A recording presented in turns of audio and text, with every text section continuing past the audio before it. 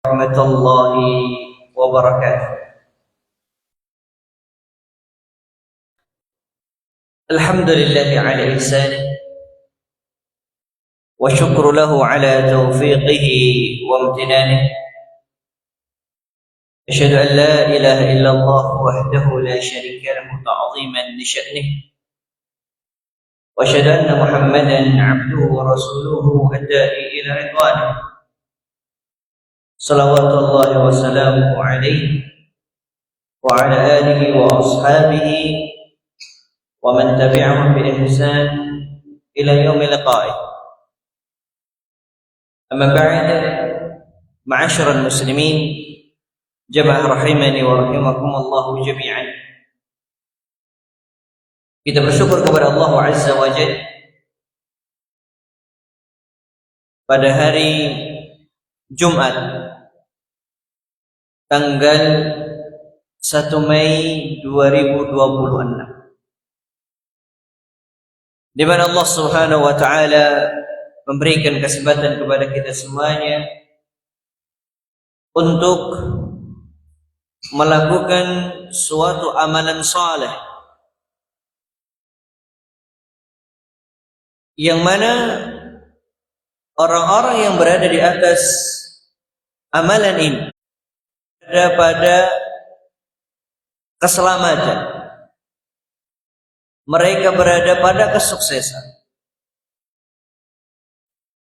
karena hakikatnya menuntut ilmu, ma'asyiral muslimin, adalah jalan yang paling mudah untuk menuju surganya Allah Subhanahu wa taala. Di mana Nabi kita alaihi salatu wassalam beliau bersabda, "Man salaka tariqan yaltamisu fihi 'ilman, sahhalallahu lahu bihi tariqan ilal jannah." Barang siapa yang menempuh suatu jalan yang mana jalan tersebut adalah jalan menuntut ilmu, maka hakikatnya dia sedang menuju surganya Allah Subhanahu wa taala. Maka kenikmatan yang agung ini hendaknya kita syukuri, kita jaga dengan selalu bersyukur kepada Allah Subhanahu wa taala. Salawat serta salam tak lupa kita aturkan kepada Nabi kita yang mulia, Nabi kita Muhammad sallallahu alaihi wasallam. Kita berusaha untuk meniti jalan beliau, kita berusaha untuk mempelajari warisan beliau, yang mana warisan itu, ma'asyiral muslimin, adalah warisan yang dapat menyelamatkan kita baik itu di dunia maupun di akhirat. Yang apabila seorang berpegang teguh dengan sunnah Rasul sallallahu alaihi wasallam, maka dia telah berpegang dengan cahaya yang akan menuntun kita semuanya menuju surganya Allah Subhanahu wa taala. Nah, ma'asyiral muslimin, jamaah rahimani wa rahimakumullah jami'an, kita akan melanjutkan kajian kita di dalam pembahasan Al-Arba'in fi Huquq Rabbil Alamin, yaitu 40 hadis yang berbicara tentang hak Allah Subhanahu wa taala atas hambanya. Walhamdulillah, kita sudah sampai pada hadis yang ke-9, di mana hadis yang ke-9 ini akan membicarakan orang-orang yang mendapatkan laknat Allah Subhanahu wa taala, wal a'yadzu billah. Dan harus kita ketahui bersama bahwa makna laknah, kalau kita berkata fulan mendapatkan laknat atau laknat Allah kepada fulan, maka maknanya adalah at-tardu wal ib'ad an rahmatillah subhanahu wa ta'ala. Dia dijauhkan, dia dihilangkan pada dirinya rahmat Allah Subhanahu wa ta'ala. Yang mana kita semuanya perlu akan rahmat Allah Subhanahu wa ta'ala. Dan kita masuk ke dalam surga bukan karena sebab kita banyak amalannya,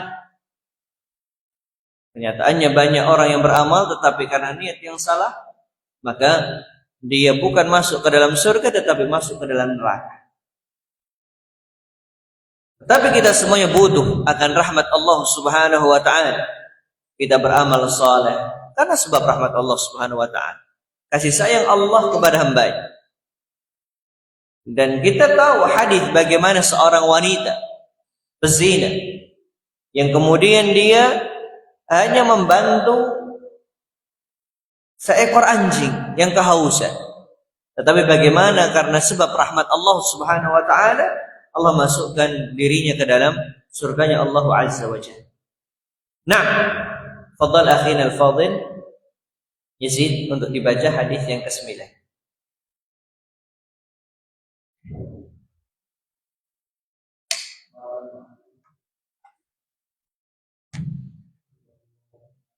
Dideketin lagi biar kencang.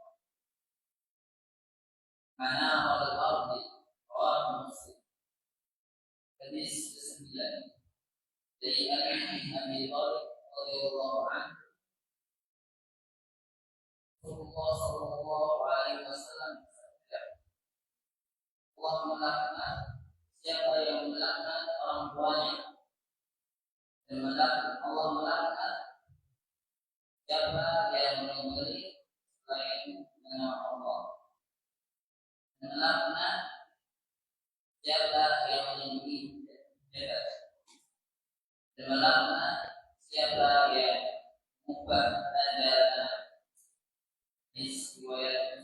Baik, barakallahu fiik. Hadis yang mulia, hadis yang berkaitan dengan hak Allah Subhanahu wa taala yang wajib untuk diperhatikan sebagai seorang muslim. Di mana hadis ini berbicara tentang 4 orang yang mendapatkan laknat Allah Subhanahu wa taala dan salah satunya berkaitan dengan hak Allah Subhanahu wa taala. Kalau kita berbicara hak, ma'asyiral ahibba, para ulama membagi bahwa hak itu terbagi menjadi 2 hakikatnya.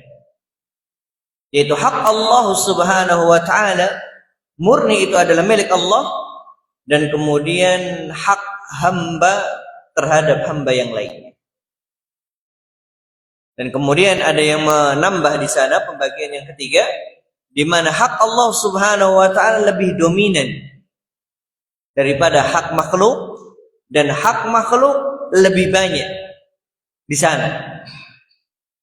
Maka dari pembagian para ulama ini, mereka mengatakan kalau berkaitan dengan hak Allah, di sana terdapat kaidah haqqullah mabniyun 'alal musahah wa haqqul 'ibad atau haqqun nas mabniyun 'alal musyahah. Ini sebuah kaidah penting, di mana hak Allah Subhanahu wa taala dibangun atas musahah. Musahah itu di mana Allah mudah untuk mengampuni, mudah Allah untuk membiarkannya.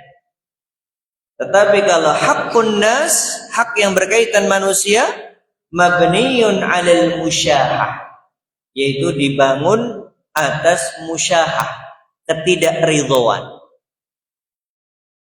Kita ambil contoh. Ketika seorang meninggalkan salat, di mana salat ini adalah hak Allah Subhanahu wa taala, murni di sana. Enggak ada hak hamba yang ikut campur di situ. Maka tadi dikatakan bahwa haqqullah mabniyun 'alal musahah. Berarti ketika seorang hamba itu melakukan dosa dengan meninggalkan salat, kemudian dia bertobat, maka selesai.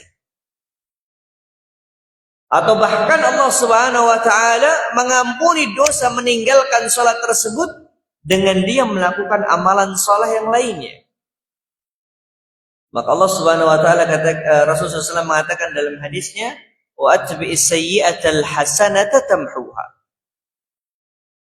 Maka hak Allah mabniun 'alal musahah. Tetapi hakul ibad mabniun 'alal musyahah.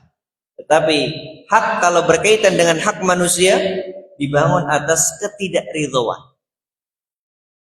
Sehingga para ulama menyebutkan kalau sudah berbicara tentang hak manusia, tidak ada cara yang lainnya yang dapat ditempuh untuk kita mendapatkan ampunan kecuali kita minta ridho kepada orang tersebut. Seperti kita mencela mereka, maka kita telah melukai kehormatan.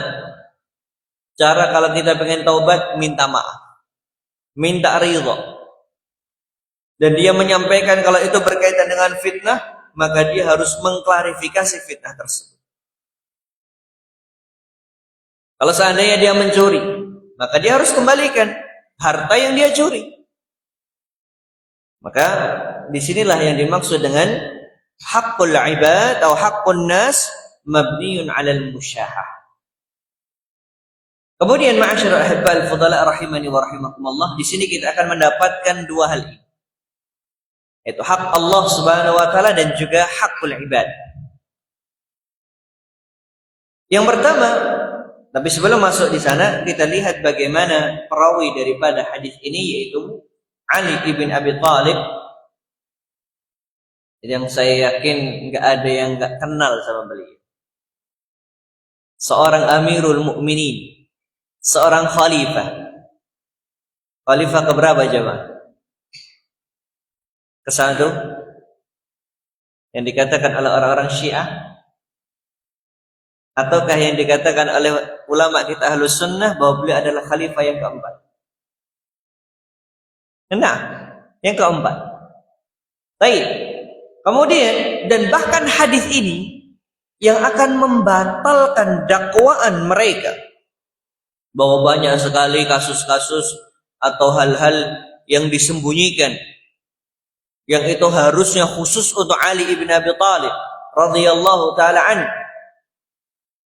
Tetapi dari hadis ini akan membatalkan i'tiqad yang batil dari kaum Syiah.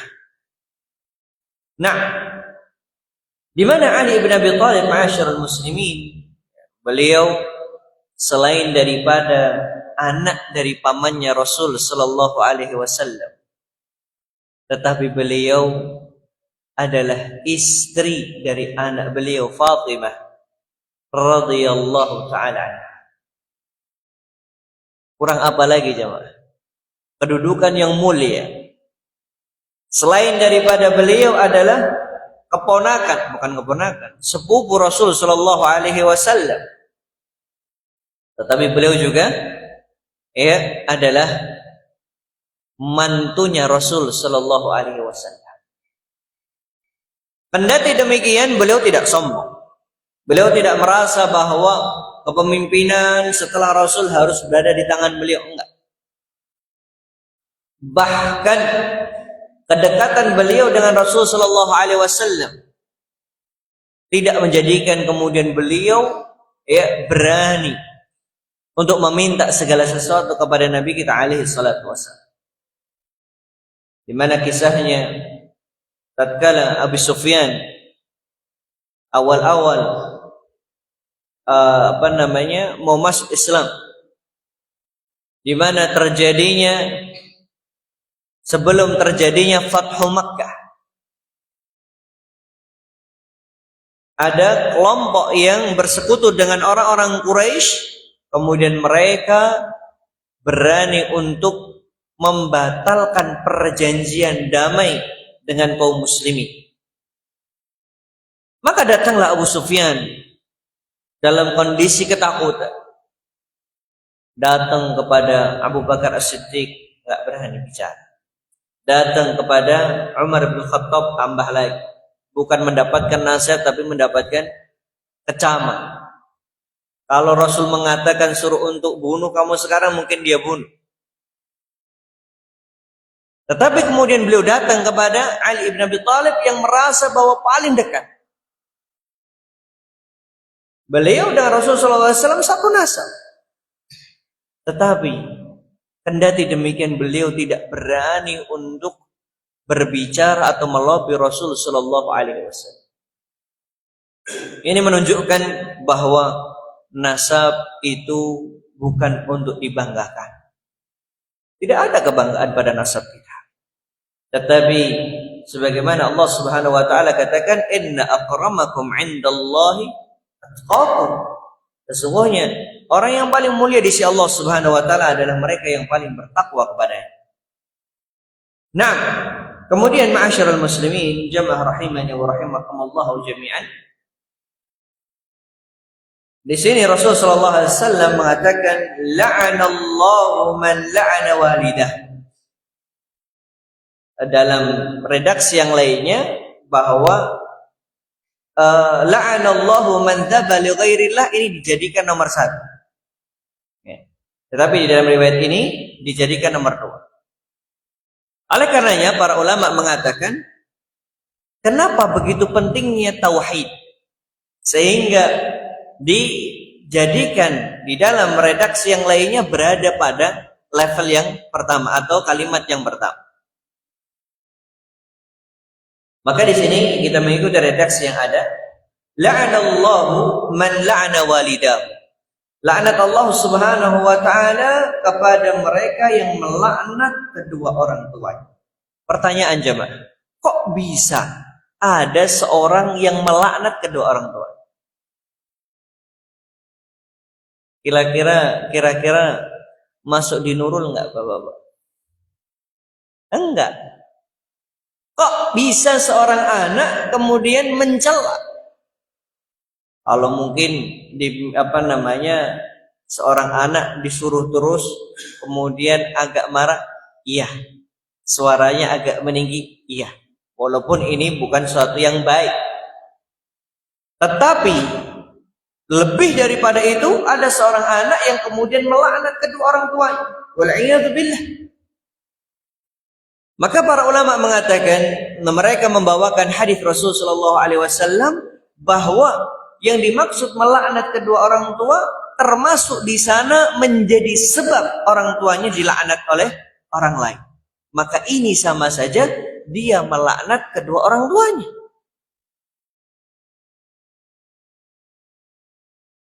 Dan ini sering terjadi di level anak-anak kita SD, Jawa. Di mana sering kita dapatkan atau mungkin mendapatkan keluhan apa?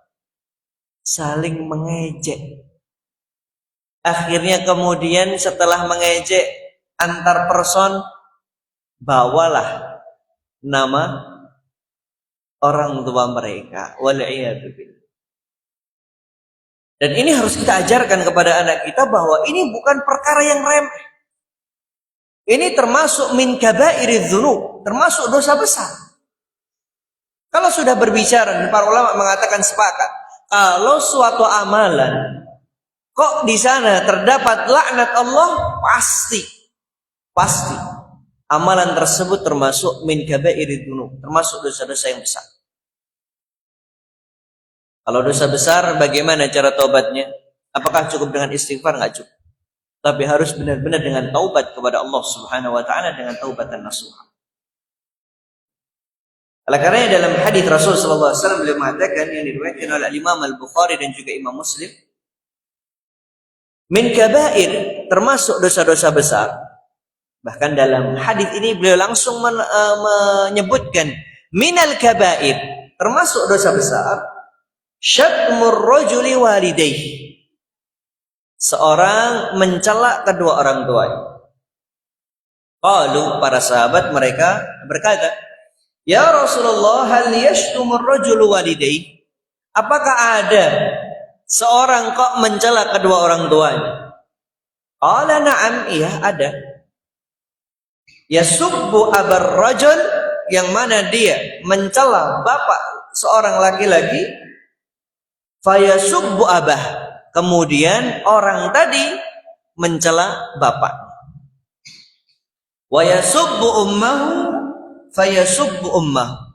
Dia mencela ibunya, kemudian dia juga mencela ibunya. Maka tadi dikatakan bahwa menjadi sebab orang tua kita dicela, menjadi sebab orang tua kita dilaknat oleh orang lain, maka sama saja kita melaknat atau mencela orang tua kita. Walaupun secara lafaz, oh saya enggak Ustaz, saya kan mengatakan nama fulan, yang mana nama ini adalah nama bapaknya, bukan bapak saya. Sama saja. Engkaulah yang menjadi sebab akhirnya orang tuamu dicela, akhirnya orang tuamu dilaknat oleh orang lain. Menjadi sebab saja masuk dalam kabairudz dzunub, apalagi kalau secara langsung. Wal'iyadzu billah. Nasallallahu alaihi wal afiyah. Kemudian ma'asyiral ahibba al-fudala rahimani wa rahimakumullah jami'an. Berikutnya di sini muallif mengatakan Rasulullah sallallahu alaihi wasallam bersabda, "Wa la'anallah man dzabha li ghairillah." Dan laknat Allah Subhanahu wa taala kepada mereka yang menyembelih kepada selain Allah Subhanahu wa taala. Padahal sebagaimana yang Allah katakan dalam surah Al-An'am ayat yang ke-162, Allah Subhanahu wa taala berfirman di sana, "Qul inna salati wa nusuki wa mahyaya wa mamati lillahi rabbil alamin." Katakanlah wahai Muhammad, sesungguhnya salat, sesungguhnya nusuk, sembelihan, wa mahyaya, kehidupanku, wa mamati, dan juga matiku, lillahi rabbil alamin, hanya untuk Allah Subhanahu wa taala, Rabb semesta. Maka termasuk mencelakai hak Allah Subhanahu wa taala adalah tatkala seorang menyembelih tidak untuk Allah Subhanahu wa taala. Sampai-sampai para ulama menyebutkan klasifikasi di sana, yaitu pembagian az-zabah, yaitu penyembelihan. Di sana terdapat 4 macam. Yang pertama adalah al-udhiyah, yaitu hewan korban. Ya, insyaallah taala kita akan menjumpainya saat lagi biidznillah tabaraka wa taala. Kemudian al-hadi, bagi para jamaah haji di sana, mereka harus mengeluarkan al-hadi. Kemudian al-aqiqah. Afwan, ana ulang. Yang pertama adalah sembelihan yang sifatnya ibadatullah, yaitu beribadah kepada Allah Subhanahu wa taala. Yang mana macam-macamnya yang tadi kita sebutkan. Yang pertama adalah udhiyah, ini termasuk ibadah kepada Allah. Maka tatkala kita menyembelih, ya, ketika di hari raya Idul Adha, kita menyembelih hanya untuk Allah Subhanahu wa taala. Kemudian al-hadi, sembelihan bagi jamaah haji. Kemudian al-aqiqah, ya, akikah tatkala anak kita lahir. Kemudian al-ifa'u bin nazar, yaitu seorang menjalankan nazarnya. Maka ini juga termasuk ibadah. Kemudian wajibranid dam fil hajj, yaitu sebagai bentuk pengganti darah tatkala haji. Ketika seorang melakukan kesalahan, maka mereka wajib untuk mengeluarkan ad-dam. Seperti kewajiban di dalam hajinya dia lewatkan, maka wajib untuk mengeluarkan dam. Kemudian macam yang kedua adalah az-zabhu al-mubah, yaitu sembelihan yang sifatnya mubah. Kadzabhi it'amu ahlil bait, seperti seorang menyembelih untuk keluarganya, atau dia menyembelih untuk dijadikan sebagai jualan sate, atau dia menyembelih untuk dijadikan jualan bakso. Maka ini semuanya masuk dalam kategori adzabhu al-mubah.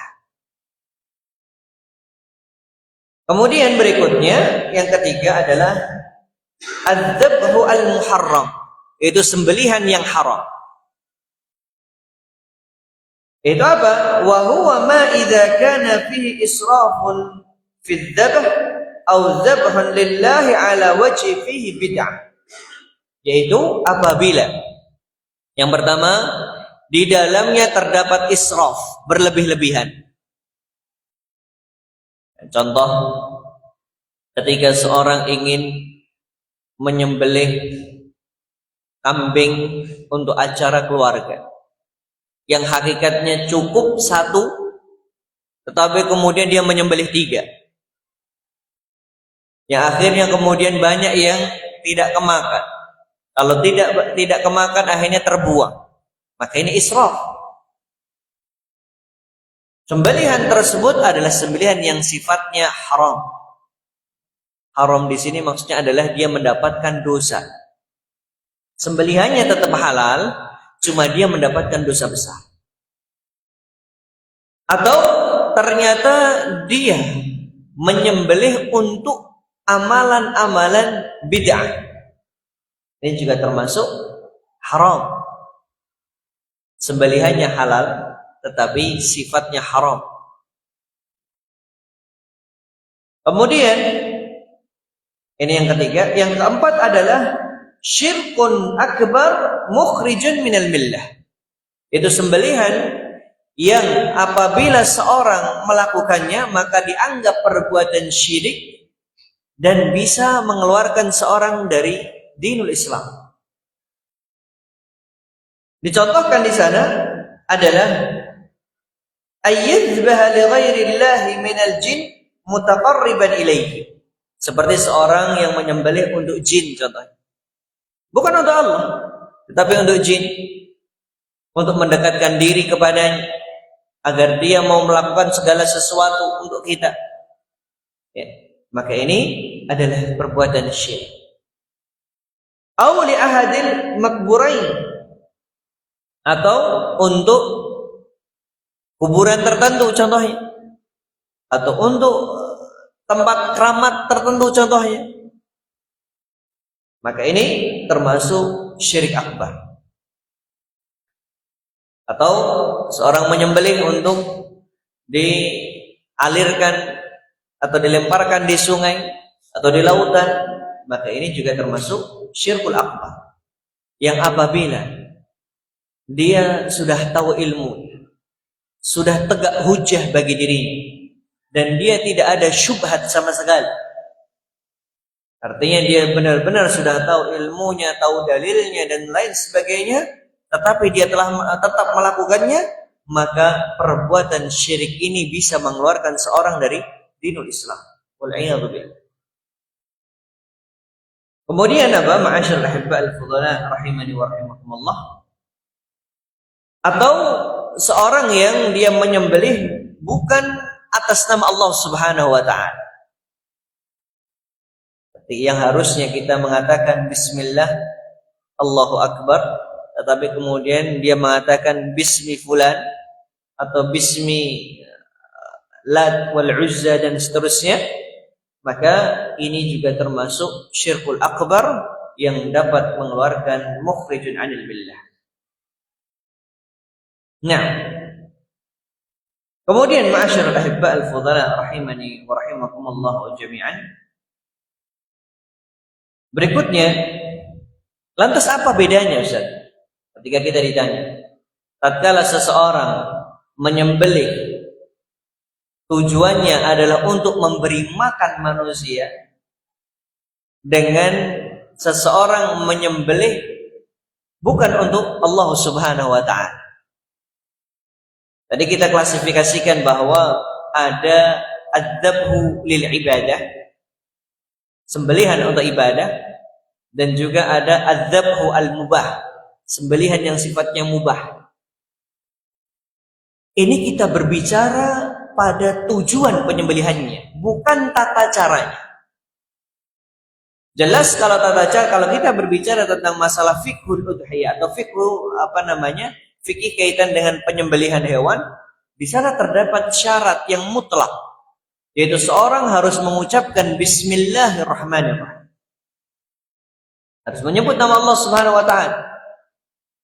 Sehingga kita dapatkan bagaimana mayoritas para ulama mengatakan apabila seseorang yang dengan sengaja di dalam penyembelihannya tidak mengucapkan bismillah, maka tidak halal sembelihan tersebut, dianggap sebagai bangkai. Adapun kalau seandainya karena lupa, bukan karena kesengajaan, maka para ulama ada yang mengatakan ma'fu, masih dimaafkan, masih mendapatkan toleransi di sana. Nah, lantas apa bedanya? Jadi tidak ada beda. Yang membedakan adalah tujuan sekali lagi. Adapun tata caranya, dia menyembelih bismillah, kemudian dia berikan kepada keluarganya, maka ini masuk dalam kategori it'am, memberi makan kepada keluarganya. Sedangkan tadi, kalau dia memang meniatkan bahwa hewan tadi tatkala dia sembelih untuk selain Allah Subhanahu wa taala, maka tidak ada yang makan di sana. Dan kita dapatkan adanya adalah tabdzir, akhirnya dibuang. Gak ada yang berani makan, bahkan gak ada yang berani makan. Takut kualat lah, takut inilah, dan nanti kalau seandainya dimakan sakit lah, dan seterusnya. Ya kalau sudah busuk ya nggak mungkin untuk dimakan. Kalaupun mau dimakan sakit. Tapi kalau masih fresh silahkan antum, jangan diambil. Karena itu sembelihan bukan untuk Allah Subhanahu wa taala, maka tidak boleh untuk diambil. Nah, kemudian di sini kita akan menyebutkan perbedaan pendapat daripada ulama kita terkait dengan sembelihan ahlul kitab. Para ulama sepakat bahwa sembelihan ahlul kitab hukumnya adalah halal. Secara asal hukumnya halal.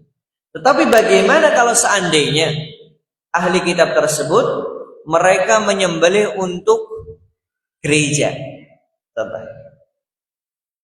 Bukan sebagai bentuk ibadah, bukan untuk sebagai it'am, memberi makan kepada yang lainnya. Atau mereka menggunakan nama Nabi Isa alaihi salatu wassalam, dengan nama Yesus contohnya, atau dengan nama Musa dan seterusnya. Maka pendapat yang pertama mengatakan haram secara mutlak. Artinya kita nggak boleh untuk memakan daging tersebut. Dan ini pendapat daripada mazhab Hanafiyah dan juga mazhab Syafi'iyah, dan pendapat ini masyhur di kalangan mazhab Imam Ahmad bin Hanbal, dan juga pendapat ini diambil oleh Al-Imam Ibnu Al-Qayyim rahimahullahu taala rahmatan wasi'ah. Tetapi dalam pendapat Imam Ahmad, pendapat yang terkenal di kalangan madhab mereka mengatakan ketika mereka ahli kitab menyembelih dengan nama Nabi Isa alaihi salatu wassalam, maka ini haram. Tetapi kalau seandainya mereka menyembelih hanya untuk hari Id mereka atau hari raya mereka, maka baru diperbolehkan. Dalam mazhab Imam Ahmad dibagi menjadi dua kelompok. Apabila disembelih atas nama Nabi Isa maka haram, tetapi kalau seandainya untuk hari raya mereka maka hukumnya boleh untuk dimakan. Ini pendapat yang pertama. Kenapa? Apa dalilnya? Wa jaa an Ibnu Umar, karena terdapat riwayat dari Ibnu Umar, akhir dari beliau, annahu qala ma dzubiha lil kanisah fala ta'kul. Segala sesuatu yang disembelih untuk kanisah, itu untuk gereja, maka janganlah kalian memakannya. Dan juga terdapat riwayat dari Ali bin Abi Thalib, dari Aisyah radhiyallahu taala anha, wala yasihhu anhuma. Tetapi riwayat ini dikatakan tidak benar dari keduanya. Kemudian pendapat yang kedua yang mengatakan al-karahah, yaitu hanya makruh saja, yaitu pendapatnya Imam Malik rahimahullahu taala anhu dan juga sebagian dari riwayat Imam Ahmad. Jadi kita nggak usah heran tatkala seseorang belajar di dalam madhab Imam Ahmad, terkadang disebutkan di sana ada riwayat ini dari beliau, ada riwayat ini dari beliau, ada riwayat ini dari beliau. Kemudian barulah di akhir dikatakan wa aw'ama ilaihi Ahmad. Artinya Imam Ahmad condong pada dari riwayat-riwayat tadi, condong pada perkara ini. Itu uniknya di dalam madhab Imam Ahmad ibn Hanbal rahimahullahu ta'ala rahmatan wasi'ah. Kemudian berikutnya pendapat yang ketiga mengatakan al-jawaz, boleh secara mutlak. Dan ini pendapat riwayat, salah satu riwayat dari Imam Ahmad dan juga perkataan dari Atha dan juga Imam Asy-Sya'bi dan juga kemudian pendapat daripada Abdurrahman ibn Yazid ibn Jabir, Sa'id ibn Abdul Aziz, Imam Al-Auza'i dan juga perkataan Al-Layth ibn Sa'ad dan juga Abi Darda. Banyak riwayat.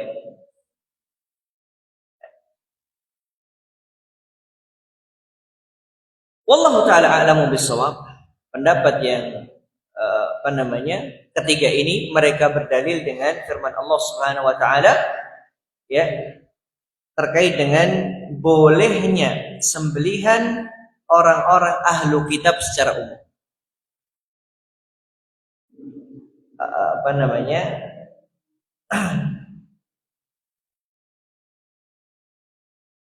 Nah, sebagaimana kalau kita lihat di dalam firman Allah Subhanahu wa taala, nah lupa ya.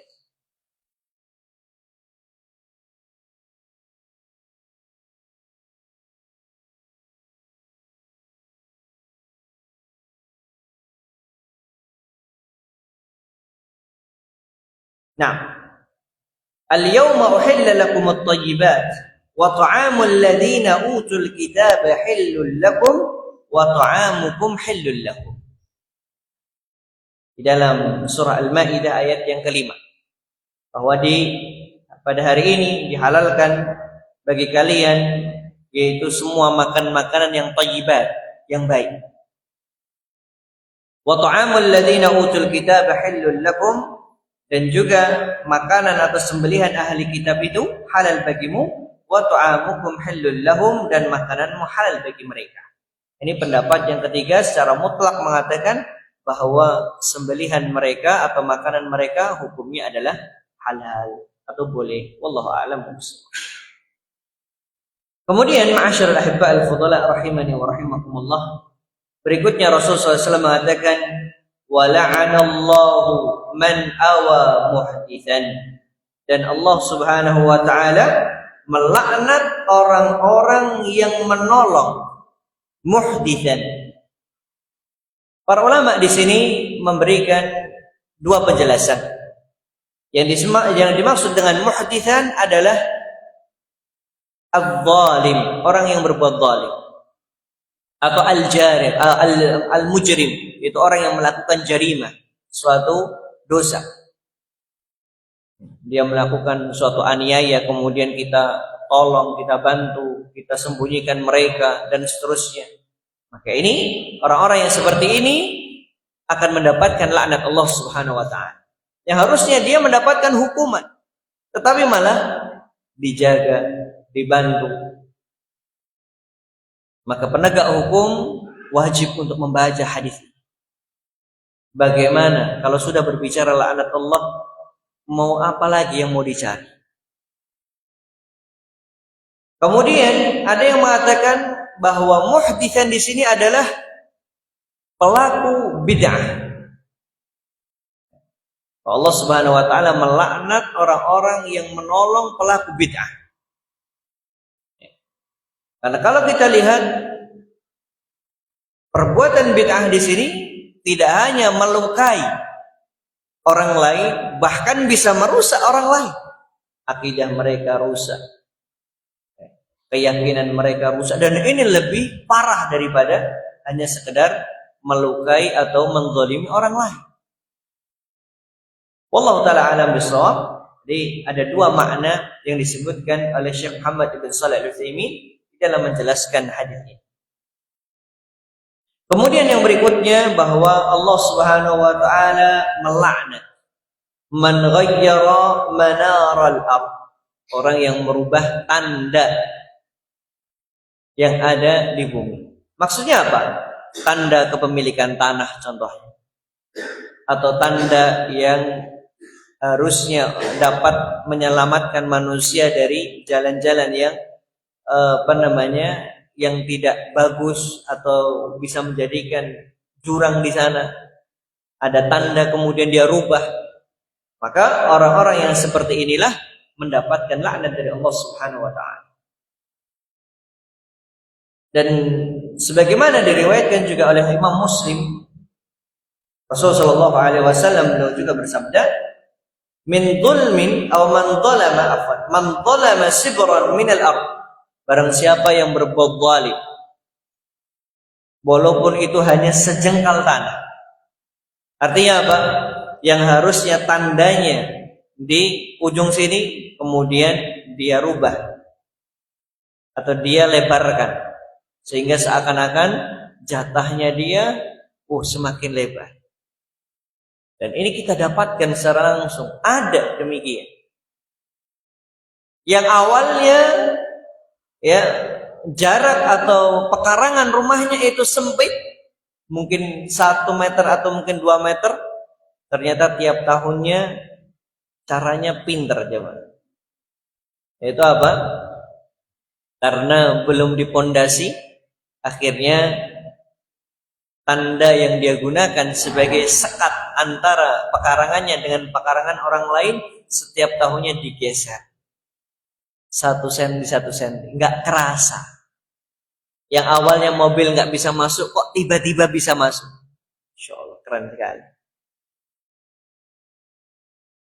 Tetapi kita harus memperhatikan juga dalam hal ini cara untuk kita mencegah orang-orang yang berbuat zalim seperti ini adalah kita menghalangi mereka berbuat zalim. Maka kalau kita memiliki harta, segera untuk dipondasi. Walaupun itu saudara kita, walaupun memiliki hubungan darah, tetapi tujuannya bukan untuk kita gila kaitan dengan masalah harta. Kalau antum ikhlas, fadhal, nggak masalah. Tetapi masalahnya kemudian akhirnya memuncak. Sudah anak-anak sudah mulai dewasa, mereka ingin dibagi jatahnya masing-masing sebagai hadiah sebelum meninggalnya orang tua. Tetapi kondisinya demikian, akhirnya baru dipermasalahkan. Maka agar kita menjaga mereka dari berbuat zalim, unsur akhaka zaliman aw mazluman, yaitu jagalah tolonglah saudaramu yang berbuat zalim ataupun yang dizalimi.